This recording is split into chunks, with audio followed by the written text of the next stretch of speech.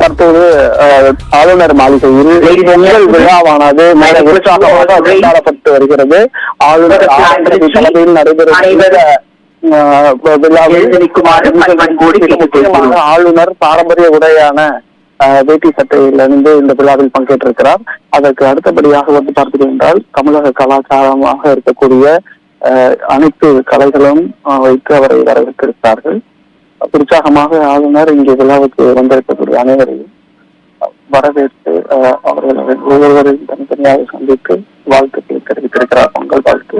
அதன் தொடர்ச்சியாக அதிமுக சார்பாக 2 தரப்பும் பங்கேற்றிருக்கிறார்கள். ஓபிஎஸ் மற்றும் இபிஎஸ் தரப்பு பாஜக சட்டமன்ற உறுப்பினர்கள் பங்கேற்றிருக்கிறார்கள். இதை எதுக்கு பார்த்தோம் என்றால் திமுக சார்பில் இந்த விழாவில் யாரும் பங்கேற்கவில்லை.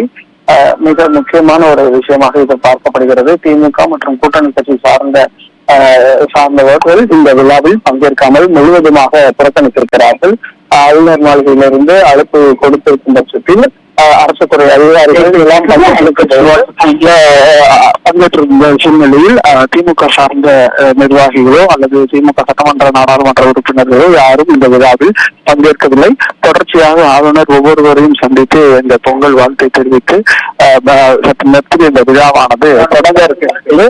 ஆளுநர் உற்சாகமாக தமிழக கலாச்சாரத்தை வெளிப்படுத்தும் வகையில் இங்க இருக்கக்கூடிய உணவு பழக்க வழக்கங்களாக எல்லாம் பிரதிபலிக்கும் வகையில் அனைத்து காட்சிப்படுத்தப்பட்டிருக்கிறது.